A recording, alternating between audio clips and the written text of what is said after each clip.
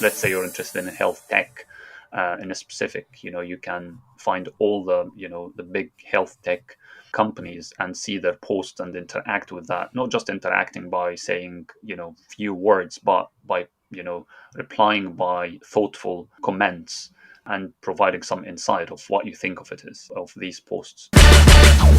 So we have a great episode for you today, which is focusing on LinkedIn.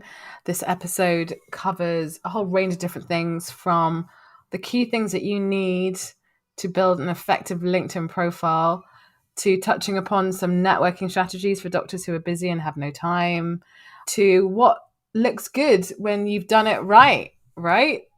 So if you are looking to move to industry or really develop your profile this year and you're using LinkedIn as a networking vehicle to do this, then listen to this episode with Dr. Mohamed, who is a neurosurgeon, but also an expert at optimizing your LinkedIn profile. And so much so, he's written a whole comprehensive guide on it. So find out more in this episode.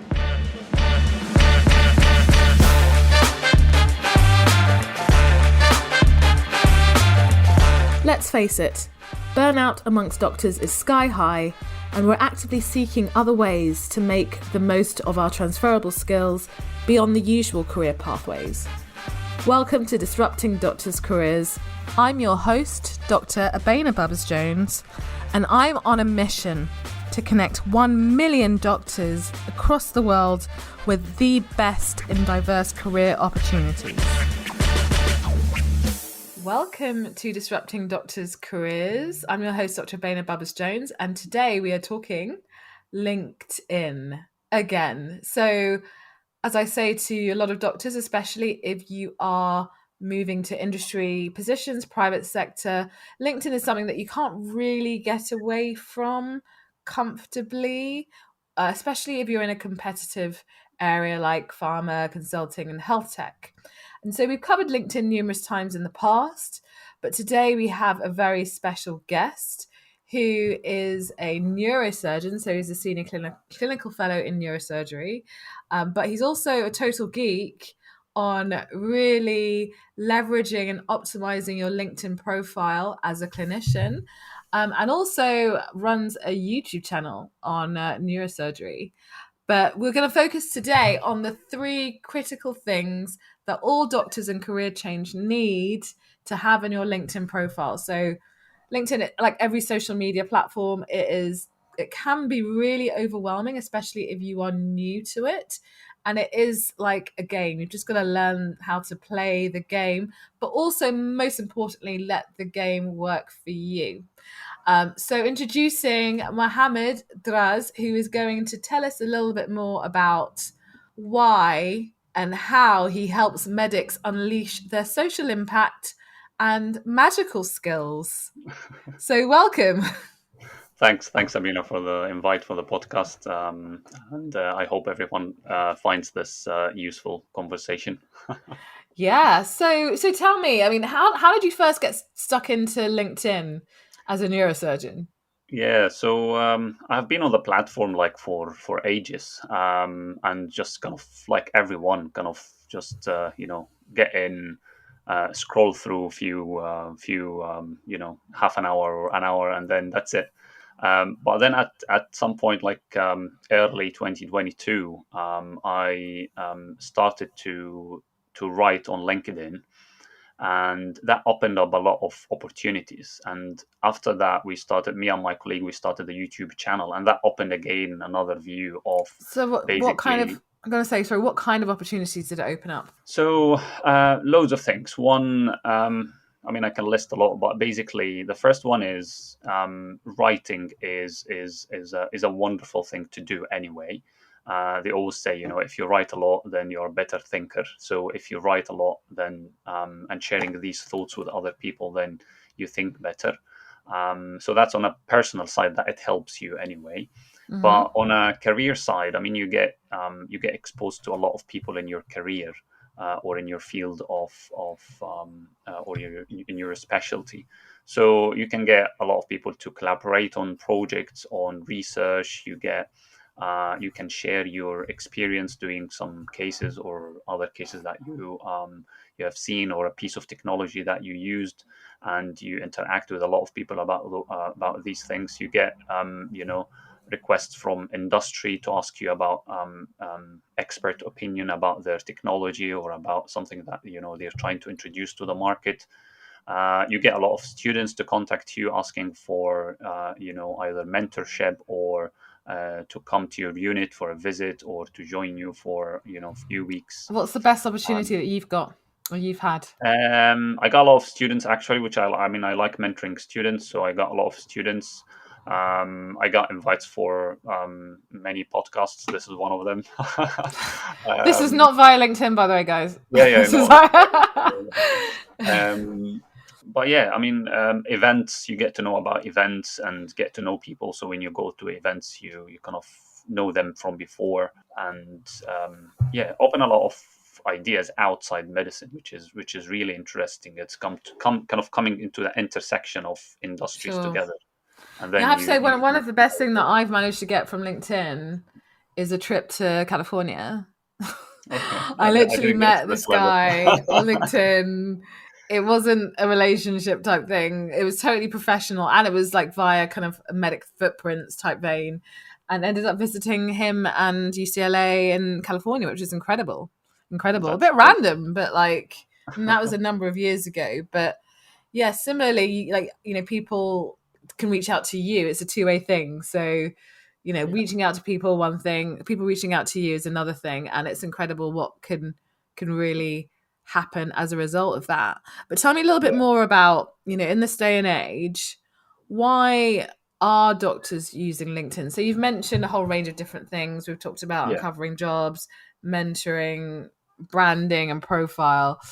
yeah. But what else have you seen? Because I've seen, what have I seen? I've seen a lot of doctors on LinkedIn because I think they realize that having that presence there is important. But would you say more doctors are using LinkedIn, especially if they're looking to get out of healthcare or get out of their traditional Um, careers? yeah, I mean, I don't think we still kind of doctors are always resistant to change anyway. Mm-hmm. But if someone is kind of focused on a medical career and not stepping out to try something else, either stepping out completely or partially, I don't think they see a use case for LinkedIn. However, I disagree with this, but you can't find, like a consultant neurosurgeon just joining LinkedIn and writing just for the sake of being there. So, I mean, there are a lot of examples of why doctors use it. I mean, if you are staying in your medical career, then there is a lot of opportunity of, discussions about medical topics. So there are a lot of examples of people sharing cases, and then they have loads of comments and interaction from experts, all over the world, and it's kind of detailed professional medical discussions.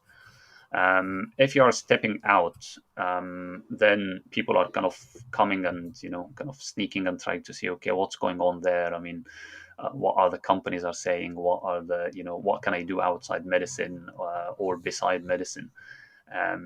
But the problem is you won't get the most benefit out of it if you're not contributing or if you're not sharing your Mm, thoughts and interacting with people, mm-hmm. because this is how these platforms are built. LinkedIn or any social platform is built for, you know, basically they want people to spend more time on it. So the Yeah. more you spend, it's better for them. So either you spend this time as a consumer or as a creator. As a consumer, you're just scrolling through the posts without any interaction, which I don't think is beneficial by any means. Or as a creator, But I heard that as a consumer, well, I think like what 60 to 70% of people on LinkedIn are just consumers, is that they don't yeah, I write think, or yeah, post yeah, yeah, anything. maybe more. I believe maybe more. Yeah, yeah, yeah.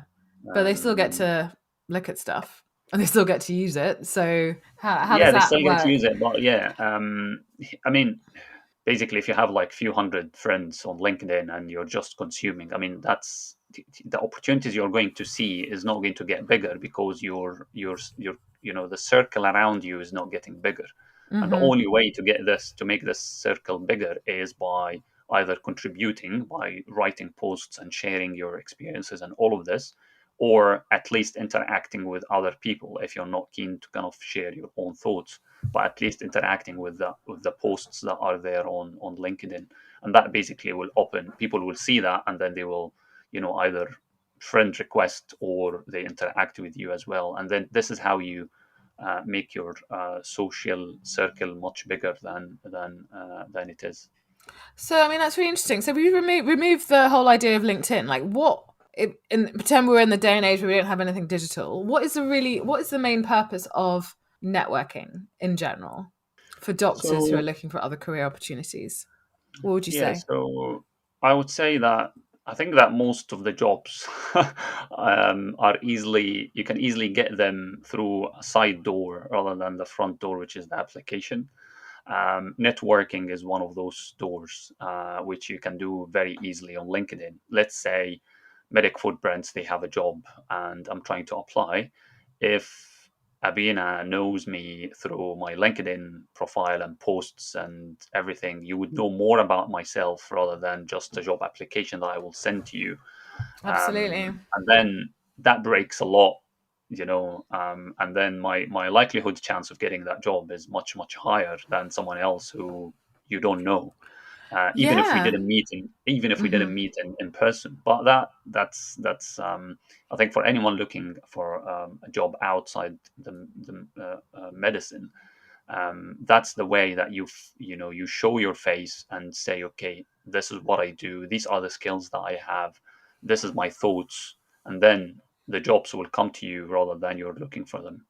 Yeah, absolutely. And I think, using that example, like we have recruited, or we're in the process of recruiting, and this time, sometimes we say LinkedIn profile optional. On this occasion, it was LinkedIn profile mandatory. Yeah, And a lot of that is also because of just what you said. We only ask one question, one main question for applications, which is introduce yourself, tell us more as to why you're interested in this opportunity. I don't want your yeah, CV, thank you very much, but I do want your LinkedIn profile because yeah. it's a dynamic picture, It's a tells a dynamic dynamic thing. picture, but realistic picture if they are engaging on the platform as to what they're about. But Yeah, also, we need team members who are social by by nature of we're a mission driven organization, and we are community driven organization, and we need our members to help us with that, but also our team members in particular. It's all about the networks. yeah, So I think you made some really valuable points there. And talking about I have three doors. I've got the front, the side, and the back door. So the side door is when you get a job and you're in, and then you kind of move up whilst you're in. Whereas in the yeah, back door is like literally the bouncer like shoves you in the back door because you know them or you used to go out with them, yeah, but yeah, you're only yeah. out with them to get in the back door, not because you actually like Mm, the bouncer.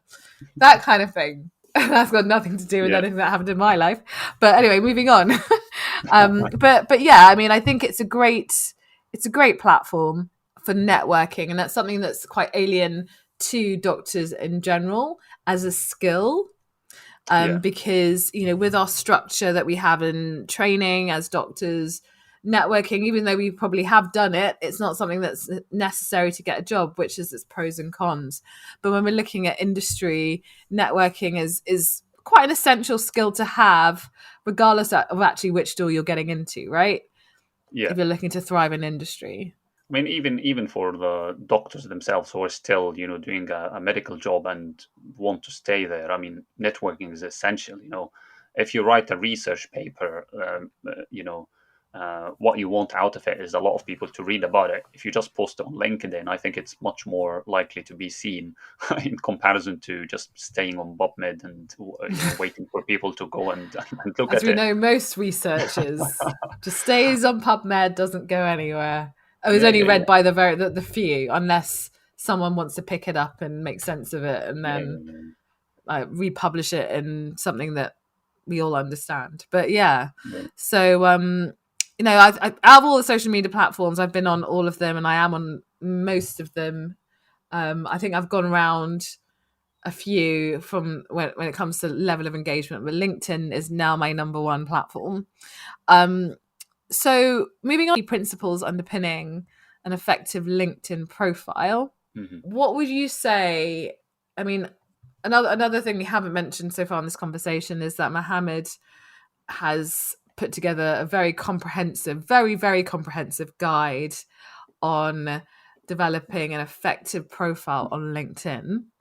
So, what would you say are the key principles of actually, yeah, doing that as a doctor who's uncovering Yeah, yeah, yeah. new opportunities? So I think the most important things is to optimize and use all the features available on a profile page. So you can see a lot of doctors go, create a LinkedIn account, and you barely see, they don't have even a profile picture. I mean, I think that's unacceptable, to be honest. Whenever I get a request from someone, like a friend request or a connection request without a profile picture, I simply, ignore it, because at least I want to see, who am I connecting with. So simple things first is use all the features that are there. So a profile picture, that has to be, a professional picture. Still, people are looking at LinkedIn as a professional platform. It's not Facebook, it's not Instagram. So people might find it, a little bit odd to see your picture in a party, or a selfie of you with your friend.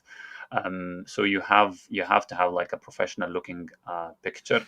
There is a bit of Then variety though you see on LinkedIn, I have to say. yeah, There's a spectrum. As you said, uh, there's some people with no photo, which are like, you're a real person. And then you've got people that they are at a party and they are wearing sunglasses yeah. or they're in a bikini, you know. Yeah, to be honest, I'm not sure how. I don't think that doctors will go that No, I'm far. not But expecting that. But yeah, I yeah, mean, at the yeah, end of the day, it's about having a picture where people can recognize you and you look friendly and approachable. That's all you yeah, really yeah, need, right? yeah. And yeah, then make a clear message of who you are, and what are the skills that you have, and what you can offer, or how you can help. So use the description part. Write a story of yourself, what you have done in the past, what are the skills that you have, what are the experiences you have gone through, and what you can offer, or what are you looking for. If you're looking for a job outside medicine, then okay, what are you looking for? So whenever anyone lands on your profile, they know exactly how you can help them, or how they can help you. So yeah, I know this um, in itself, as you've described, Mohammed, is a skill that lots of doctors do yeah, struggle with. So even though Mohammed's just describing it, it's not easy, especially if you're a doctor. And like what I found particularly is as a doctor, we're taught or institutionalized into thinking that the more complex the better. The more yeah, words the better, the more lofty sounding the better, and the yeah, more technical the better. And the more yeah, detailed, the better. So when it comes to selling yourself, which is a masterclass we did a few weeks ago, it's about stripping all of that down and pretending you're talking to like a 5 or a 12-year-old, no, a 5-year old, and keeping it as simple and concise and easy to remember as possible. So there's like minimal stroke, no ambiguity. So similar to like if you were talking to a patient about a yeah, complex medical something, history or diagnosis, you'd want to simplify it as much as possible so they could understand it. It's the same kind of exercise, but it's quite difficult when you're yeah. doing it for yourself. I've personally found that, but also a lot of doctors that we've mentored and coached find that as well. What would you say about that, Mohammed?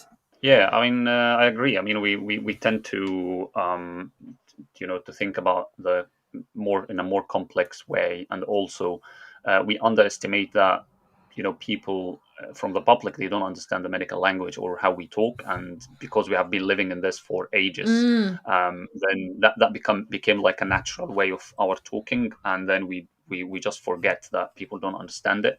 And if you are stepping outside the medical field, you have to recognize this issue and be sure that you're talking in a very plain language that everyone can understand. So that's very important, So rather than saying my experience is, maybe for myself, I would say, okay, I've done like 500 lumbar discectomies. No one would understand what does that mean if they're not in the medical field.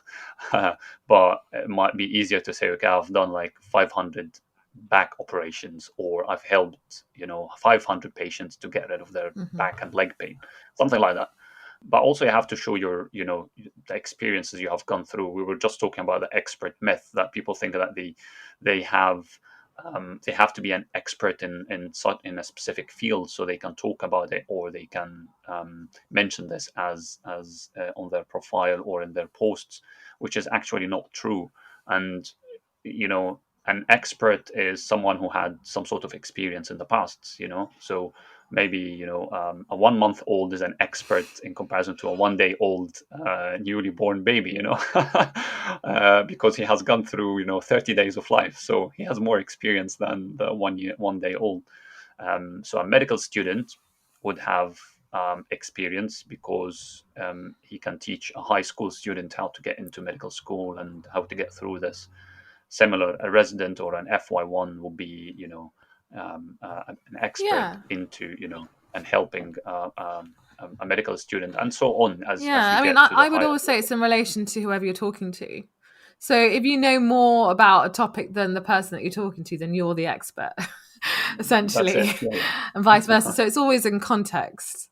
yeah, And with regards to, I mean, you've made a really excellent point about doctors, and being worried that they don't have the qualifications, or they don't have the badge, or the tick box competencies, and they can't possibly call themselves an expert or a specialist or anything. And I had that for a very yeah, long time, and I was very scared that the GMC would come and hunt me down for yeah, like yeah, yeah, misrepresentation. But the reality is, everyone and anyone is calling themselves an expert now. One of my biggest rants is the healthcare industry, the health and social care industry, and how many people are going around calling themselves experts, which I guess in some respects they are, but they don't yeah, have any sorts of kind of any evidence to back that up yeah, besides them just saying it, and then people paying yeah, yeah, them because they believe that they offer them a good service, and I guess they will. But it's things like that. It's I think it's mainly recognizing that if you are listening to this and you're a doctor and you're scared of calling yourself an expert,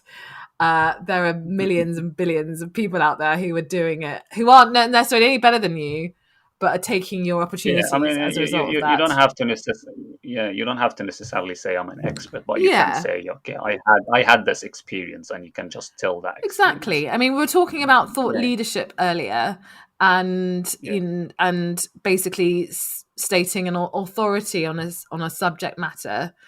Tell us a bit more about how you can communicate that in your LinkedIn profile.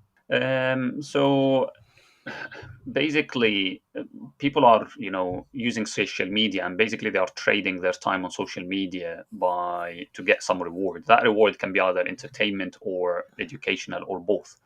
And they are looking for people who has the authority to do so. So let's say, I mean, if you have a heart problem, you will go to a cardiologist, not to me as a neurosurgeon. Hope uh, not. but um, but, but people need to know that you have the vision and the insight and the expertise to do so. So you're going to a cardiologist because you know that they have been through medical school and they have gone through some exams and they have been qualified. But when people see you on LinkedIn or any social platform, they don't know who you are or what you have done. So you have to tell them how did you reach to that point. So if you want, let's say, a job in an alternative pathway in medicine, and this is probably why you're listening to this podcast, then you have to show your potential employer that you have the skills required for this job. Just give them indirect messages by posting online. Create that authority by regularly posting and interacting with things that happen on this social platform around this topic. So let's say you're interested in health tech, in a specific, you can find all the big health tech companies and see their posts and interact with that. Not just interacting by saying few words, but by replying by thoughtful comments, and providing some insight of what you think of it is of these posts.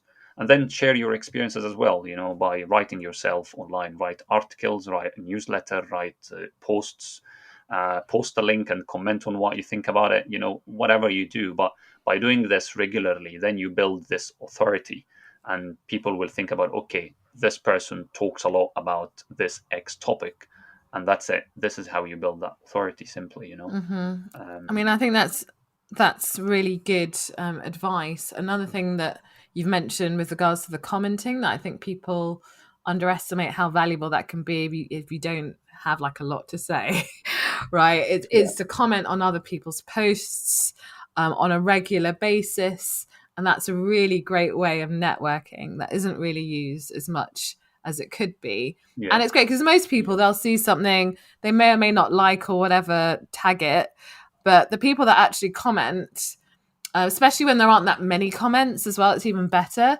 This mm, is a really great way for you to jump in and say something really thoughtful and valuable to either kind of ignite a conversation or just get seen, just simply get yeah, seen. yeah, yeah, yeah, yeah, And all yeah, of your yeah, comments, they and or posts or interactions, they come up on your LinkedIn profile as kind of the last, what's that section again yeah. that I'm talking about, the last Um, posts or the last featured or something. It will come yeah, up, yeah, yeah, yeah, yeah. and The post, people yeah, looking at your profile will see what have you interacted with, what have you commented on, what have you posted, is that in line with who you say you are. Because the reality is, if there's nothing or there's not much on your profile, which is what it will be like when you start, absolutely, mm, people can't make a decision on you, they because they don't know anything, yeah, yeah, yeah, therefore they're yeah, just yeah, yeah. going to leave it and move on to someone they can make a decision on. So the question is, how can you get started quickly, but in a way that you don't feel like you're spending all of your time on LinkedIn? Because if you're like me, I don't want to be spending all of my time on LinkedIn. I've got a billion and one things to do.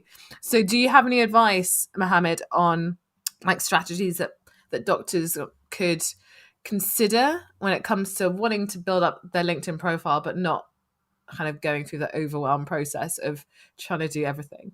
Yeah. So, I mean, I agree. I mean, it takes a lot of time, and it's time consuming, like any social media. But if you put a strategy for it, then you can limit yourself with the use. So, what I usually do for myself, let's say, for example, is, if I'm going to write some posts, then I create those or write these posts like in advance, and everything is planned like probably a week before. So I don't spend much time like every day thinking, okay, what I need to write today, okay, and then spend time writing this. And so that's, if you're thinking and going towards like writing every day or a few days a week, then try to have like maybe half an hour or an hour on a Saturday or Sunday. Just put your thoughts down, write it, schedule all the posts. Now there's a scheduling feature, I think, on LinkedIn, or you can use any of the scheduling websites or softwares, which most of them, you can use a free version of that to schedule your LinkedIn posts. So that's one thing. On the other side, on commenting, then I mean, you probably would open your LinkedIn once a day at least. So once you do that, just spend that time to maybe half an hour to comment on 3, 4 posts that you have seen on your news feed. And again, that comes to, there's also an important point here is pick your the circle that you have around you in LinkedIn, because that's what will come up in your face once you open LinkedIn.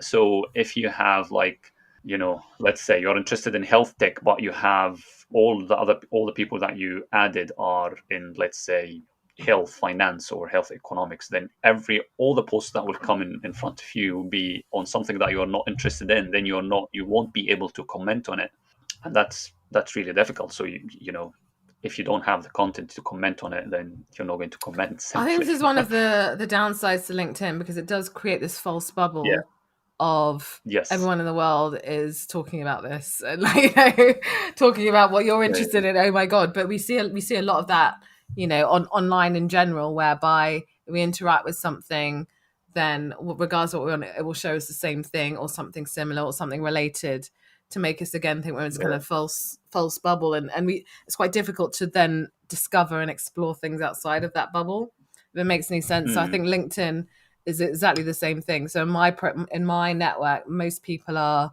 in healthcare, health tech in particular, and I do see a lot of the same people post and post. But that again, that's the algorithm.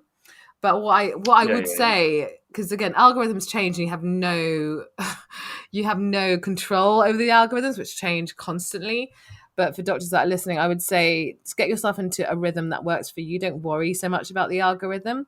But as Mohammed said, Yeah. it's about the contributing regularly, but in a way that works for you. And it could start with a period of just watching and listening, because that in itself Yeah, is yeah, also yeah. quite valuable, just to see how people are using, engaging, and interacting on the platform. But just moving forward to our title of the podcast, which is three critical things that doctors really need to do to leverage their Mhm. profile on LinkedIn. So, what are the three things? We've already talked about one of them, which is authenticity Yeah. and authority or thought leadership. What were the others, would you say? So, as you said, authenticity or thought leadership or authority. Mm-hmm. We already covered that. I think the second or the two other important points are contribution and consistency. And contribution, what I mean by this is basically moving from being a consumer, just using LinkedIn or any social platform, just scrolling, to the creator side. And the creator, that can be a variety of things, as we mentioned, either someone who's actively creating every day, or someone who's creating from now and then, and or just interacting in general. And there are billions of people on social media, but I think probably I would say at least 99% are just consuming content. And only 1% are you know creating something or contributing to a variable degree of contribution. So I like, they are like, someone who is, you can call them the liker, who is like liking Yeah. every single post that you read.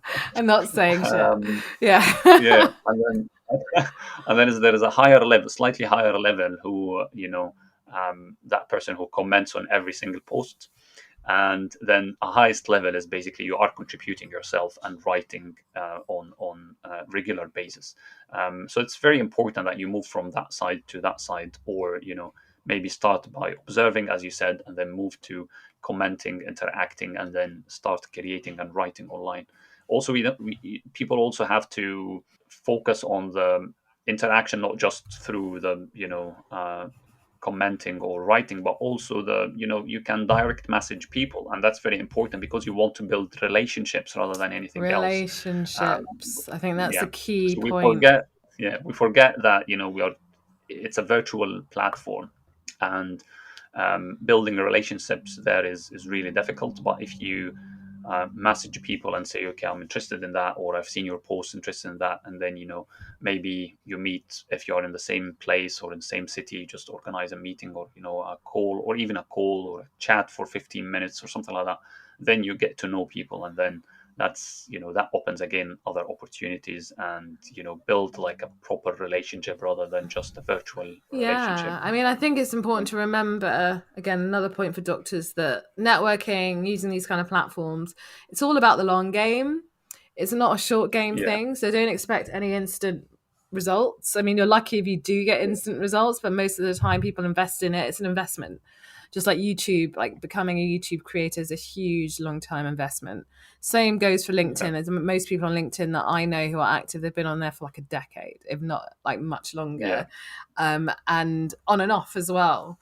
So it's really important to just say, hey, if you're going to reach out to someone, don't throw your CV at them and say, have you got a job? Because that's not the best approach, and you probably won't get any responses. But yeah, being very strategic on who you reach out to is really important, and how you reach out to them too. And it's an art a lot of the time, and it just needs practice. Again, something that you need to work out the best approach for you. And that's one of the things that we do on our Doctors in Industry incubator, which we launched a month or two ago, which is going really well. And Mohammed is going to be mentoring some of our fellows on developing stellar LinkedIn profiles, but also running a masterclass on optimizing a LinkedIn profile as a doctor moving to industry, which is really exciting. And this is all based on his guide that he's written for professionals, healthcare professionals, on optimizing their LinkedIn profile, which is going to be inclusive of the Medic Footprints Premium membership and the Doctors in Industry Fellows, which is going to be really exciting. So thank you for that, Mohammed. Thank you for that. But for everyone else who wants to access it outside of the Medic Footprints community, where can they find your guide? So it's all it's uploaded on Gumroad, so you can buy it from there, or you can find this through my LinkedIn profile. There's a little link that you can click on it, and then you can find the guide through this link. Awesome. And just quickly, I mean, we've talked about LinkedIn a lot, and like, what does success look like?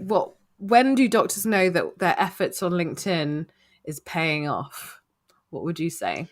What kind of Um, key performance indicators would you say, hey, it means that you're doing quite well? yeah, I mean it's tricky because people always will keep looking at the numbers in terms of the circle that you have around you, like friends or followers, and that's always tricky to look at because that can take very long time to build. But what's more important to look at is how much meaningful relationships that you have made through that time. So um, even if you have like 100 friends or followers on LinkedIn, but you have done or you have got like five new friends, like real friends and people that you talk to, and sharing thoughts with, and had some calls with them. I think that's very meaningful and a very good outcome. So don't be bothered about the numbers, but just share your thoughts and ideas, and the numbers will come at the end. I think that's um, really good advice. I mean, yeah, there's always the vanity metrics of how many followers or connections do you have. And it feels good to have more than someone else, right? But yeah, the reality is, if you can have the biggest network in the world, but if you don't leverage the network itself, so leverage opportunities for those networks, that network means nothing. So yeah, one of the things we really focus on is how can you build your own high value network that's relevant to what you're doing. So your network may not be the same as your colleague's network because you have a different focus on what you want to achieve. And this is another thing, going back to the foundation of why it's so important that doctors learn how to sell themselves, which comes from having clarity and focus on what your career goals are. And a lot of doctors just do not have that. And that's what we find, especially those who are who changing careers. They want to do everything and nothing. And yeah, yeah, as that leads to overwhelm. That leads to just not uncovering the best quality opportunities, at least. Um, yeah, yeah. so use it And that wisely. I think some doctors might have this like thinking of LinkedIn or thinking of the followers numbers as being an influencer or something like that, which they might have a negative image of it. I Mm, mean, you're not trying to be an influencer, but you're trying to share your thoughts and be listened to, and that's very important. This is how you get you have more impact on public or on the society around you. And I usually tell this to other people is, let's say I'm a neurosurgeon, and how many people would I help every year? The maximum number of operations I can do a year, maybe 250 or something like that, and the maximum number of people that I would see in a clinic in a year, similar number, maybe more. So a single surgeon can help maybe 1,000 patients, 2,000 patients a year. That's like a huge number. But think about the impact that you can create through these social platforms. It's way more than that. mm-hmm. A single post or a single thought that you share or a single article can be read by thousands and thousands of people, and that can make a huge impact on people's life if you share like a proper advice. So think about it from that way rather than having this negative, thinking of influencers. It's not like a TikTok like dancing style. It's something meaningful and helpful But for it people can to be a do. TikTok dancing It can be, yeah, yeah, if you yeah. I'm not, want. I'm not We against we that. But I what was I'm saying trying that because I literally came across an article on dancing doctors on TikTok, and I just don't yeah, yeah, understand yeah, it. But there you go. yeah. It seems to attract and engage. What I'm trying to say is that doctors, when they think about it, they always think that it has to be this way. Mm, But it doesn't. It doesn't. I mean, people have different views of doing things, so you can choose whatever way you want to do it. yeah, Um, that's a great way to end yeah, it. The rules are there aren't any rules, really. Yeah, yeah, yeah, yeah, yeah. Everything we've said doesn't have to go down with you. You could just choose not to use LinkedIn, and that would be Yeah, fine. It's not the easiest way forward, but it's a way forward, and that's your choice. So yeah, yeah, it's really important that whatever you decide moving forward, it's got to work for you, and whatever you use, make it work for you, not the other way around, because we've fallen into that trap as doctors many, many, many, many times. And, we're on a mission to connect 1 million doctors with the best and diverse careers. And we want to make sure that doctors don't burn out in that process. And it's sustainable careers where they can make an impact, work autonomously and on their own terms. And in order to do that, you need to create your own structure and framework that's come from you, not from an institution or anyone else. It's from you, yeah, and that takes a lot of experimentation, a lot of soul searching. I would highly, highly, strongly recommend you invest in coaching and mentoring, which we offer through our programs at Medic Footprints. We also have MF approved coaches, or you may go and find another coach. Whatever it is, please, please, if there's one thing you do in 2023 and you're looking to change careers, or you're looking to develop yourself into a leader, please invest in yourself and get coaching, because it will save you so much time, money, and help you create the impact that's needed. It's not just you wanting it, it's the world needing it. So please do it for us, the world. All right? yeah, yeah.